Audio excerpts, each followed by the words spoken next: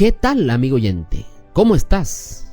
Me place saludarte y darte la bienvenida una vez más en nuestro espacio Reavivados por su palabra. Hoy estaremos estudiando el capítulo número 19 del libro de Primera de Reyes. Primera de Reyes, capítulo 19. Acab contó a Jezabel todo lo que Elías había hecho y que había matado a todos los profetas. Entonces Jezabel envió un mensajero a decir a Elías: que los dioses me traten con todo rigor si mañana a esta hora no he puesto tu persona como la de ellos. Viendo eso, Elías se levantó y se fue para salvar su vida. Al llegar a Beerseba en Judá, dejó a su criado allí, y él se fue por el desierto un día de camino. Al llegar, se sentó debajo de un enebro y, deseando morirse, dijo: basta ya, oh Señor, quita mi vida, que no soy mejor que mis padres. Se echó debajo del enebro y se quedó dormido. Pero un ángel lo tocó y le dijo: levántate y come.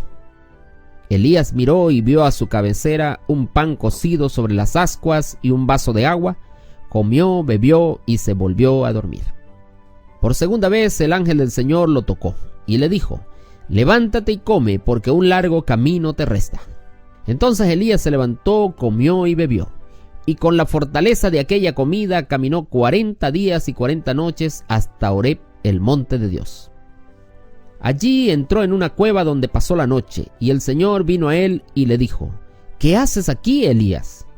Él respondió: sentí un vivo celo por el Señor Dios Todopoderoso, porque los israelitas han dejado tu pacto, han derribado tus altares y han matado a tus profetas.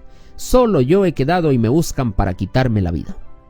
El Señor le dijo: sal fuera y ponte en el monte ante mí. En eso el Señor pasaba, y un grande y poderoso viento rompía los montes y quebraba las peñas delante del Señor. Pero el Señor no estaba en el viento.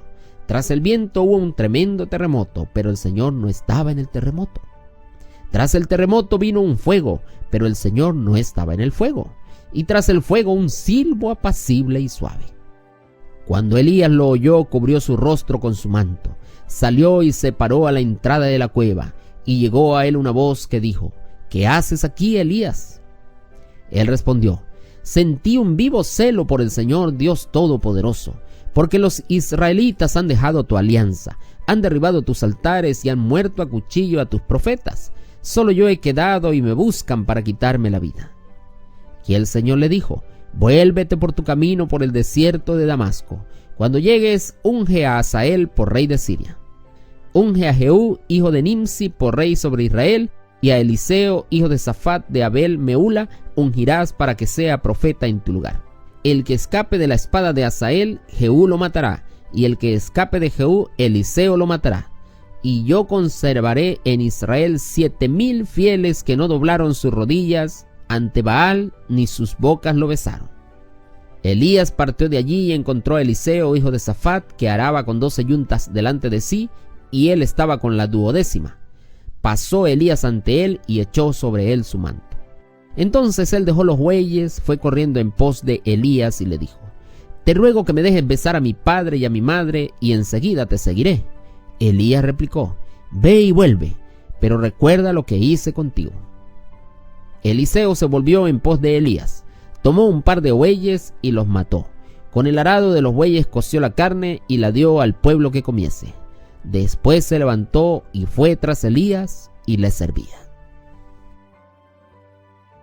Este capítulo, apreciados amigos, comienza con la persecución de Elías por parte de Jezabel. Este hombre, el profeta de Dios, ahora no encuentra otra salida sino huir. Ahora está abrumado, tiene temor, tiene miedo, y sin pensar en las consecuencias de su conducta, entonces busca escapar de esta malvada Jezabel.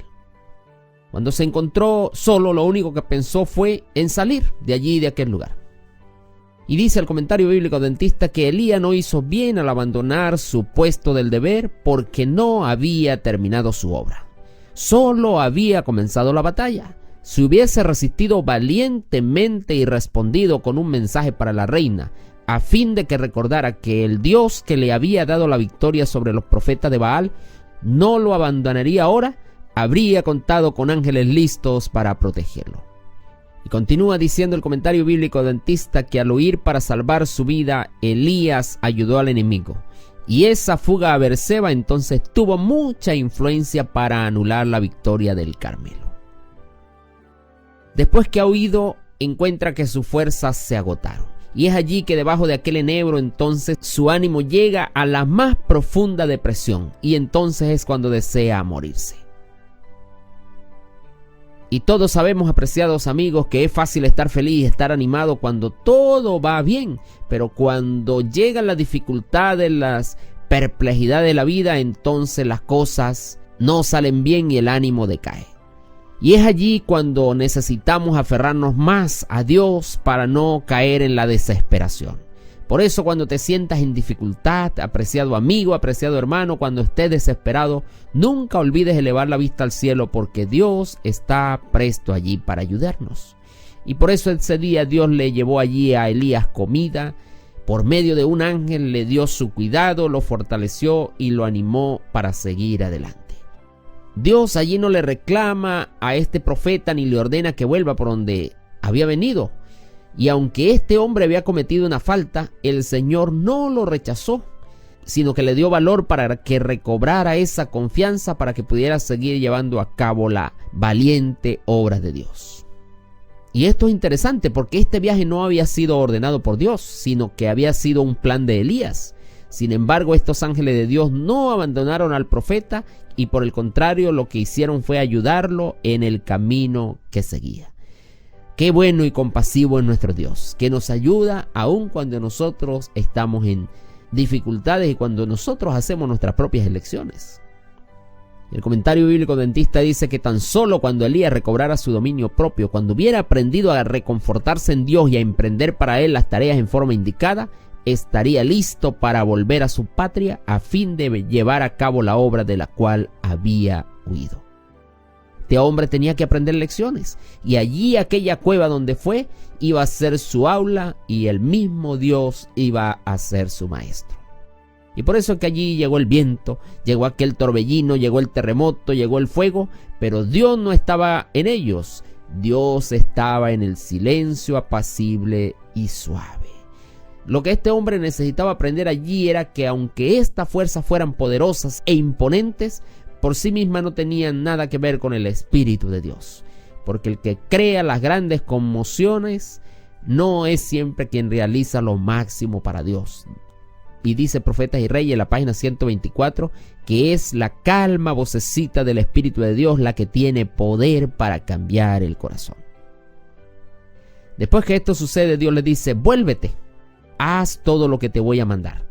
Elías sale y es cuando consigue a Eliseo y entonces lo unge en el nombre del Señor. Allí mismo donde estaba en el arado, Dios lo llama para este ministerio profético. Y allí entonces Elías echa su manto sobre Eliseo como una señal de que Dios lo estaba llamando al ministerio. ¿Qué lecciones tenemos para este día, apreciado amigo y apreciado hermano? Primero, si sientes que tu tarea no lleva fruto, que trabajas y no ves los resultados, no te desanimes. Ten paciencia, sigue adelante, porque la victoria es del Señor. Número 2. La mayoría de las veces nosotros siempre vamos a comenzar la tarea, pero otros son los que la van a terminar. Número 3. Nunca debemos pensar que somos los únicos fieles, porque esta obra es de Dios y Él nunca está en situación desesperada. Él siempre tiene sus fieles en todo tiempo y lugar. Número 4. El Espíritu Santo no necesita de manifestaciones ruidosas para hacer su obra. Él se muestra por medio del silbo, del sonido apacible. Número 5. Aunque vengan desgracias, perplejidades, terremotos, tempestades, sequías, siempre habrá corazones tan duros o más duros que el de la malvada Jezabel. Número 6. Esta batalla no se gana con ejército ni con fuerza, sino como dice Zacarías 4:6, con el Espíritu de Dios. Y por último, cuando venga el desaliento, tratemos de no convertirnos en víctimas para causarle lástima a Dios. Que Dios te bendiga, apreciado hermano y apreciado amigo oyente. Que Dios te acompañe en este día. Una vez más te habló el pastor Moisés Prieto, pero la palabra es la palabra de Dios.